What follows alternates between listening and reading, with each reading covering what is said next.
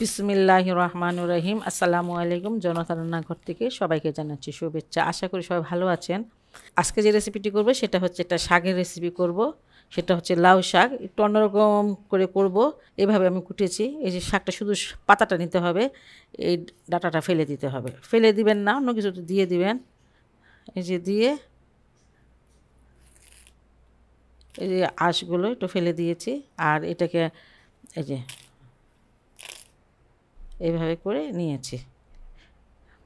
এখানে আমি স্বাদ মতো লবণ দিয়ে দিচ্ছি। শাকের লবণটা বোঝা যায় কম, কারণ শাক অনেক শাক একদম কমে যায়। যাই হোক, শাকটা লবণ দেখে আবার দিব লবণ।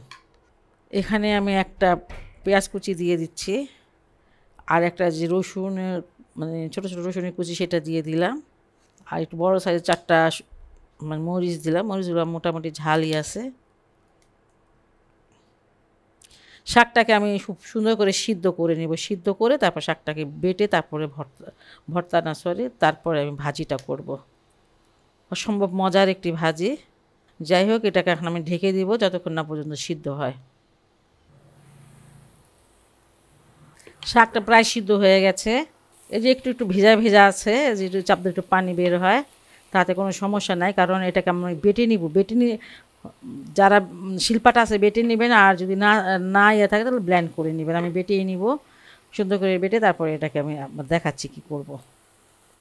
শাকটা বেটে নিয়েছি, আর এবার শাকটাকে বাগার দিয়ে দিব। এখানে আমি 5টার মতন শুকনা মরিচ দিলাম আস্ত, আর 2টা দিব একটু ভেঙে দিব।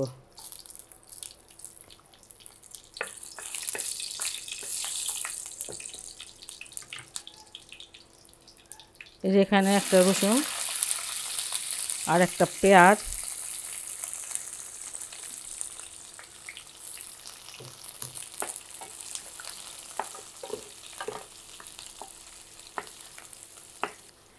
এখন তো প্রচুর পরিমাণে লাউ শাক পাওয়া যায়, আর এই বাটা ভাজিটা মানে করলে পরে আপনি যদি খান তাহলে ওই অন্যরকম মানে শাক ভাজিটা খেতে চাইবেন না। আর লাউ শাক আমরা এমনি সিম দিয়েও ভাজি করি, সেটা অবশ্য একদিন দেখিয়ে দিব, সেটাও খুব ভালো লাগে। আর এই বাটা ভাজিটা তো মানে কথাই নেই, প্রচণ্ড মজা।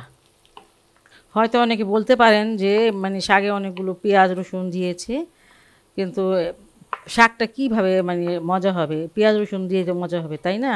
শুধু শাক তো আর তেলে দিয়ে ভাজি করলে মজা লাগে না। শাক মানে পেঁয়াজ রসুনকে যদি কেউ কম খেতে চান অবশ্যই কম দিবেন। তেলটা যদি কারো কাছে বেশি মনে হয় অবশ্যই কম দিয়ে নেবেন, অসুবিধা নাই।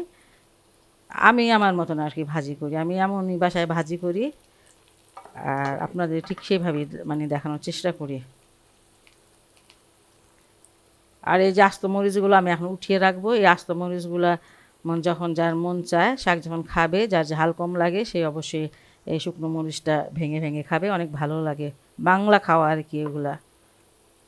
রসুন আর পেঁয়াজটা আমি ভেজে নিয়েছি, এর থেকে বেশি ভাজবো না, কারণ বেশি ভাজলে রসুনের খুব স্ট্রং একটা মানে ঘ্রাণ আসে, সেটা আমার কাছে আবার ভালো লাগে না। যাই হোক, এই যে এইভাবে ভাজি করে দেখবেন, খেতে অনেক ভালো লাগবে। বিসমিল্লাহির রহমানির রহিম।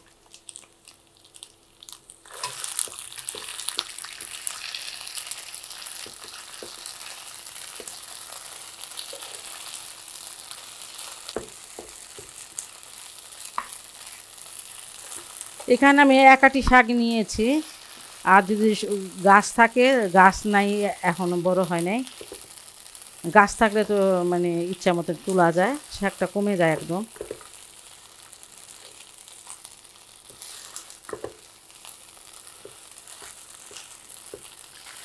এই ফাঁকে একটু লবণটা দেখে নেই, আর একটু লবণ লাগবে।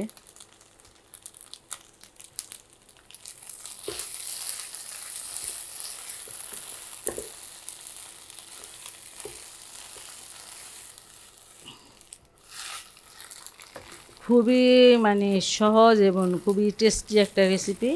আপনারা বাসায় অবশ্যই অবশ্যই এটা ট্রাই করুন। রিকোয়েস্ট রইল, ট্রাই করে এই শাকটা খেয়ে আমাকে জানাবেন যে কেমন লাগে। আর যদি ভালোই লাগে তাহলে অবশ্যই আমার চ্যানেলকে লাইক কমেন্ট সাবস্ক্রাইব করবেন। সবাই ভালো থাকুন, সুস্থ থাকুন, নিরাপদে থাকুন, সবসময় এই দোয়াটা করি। আল্লাহ হাফেজ।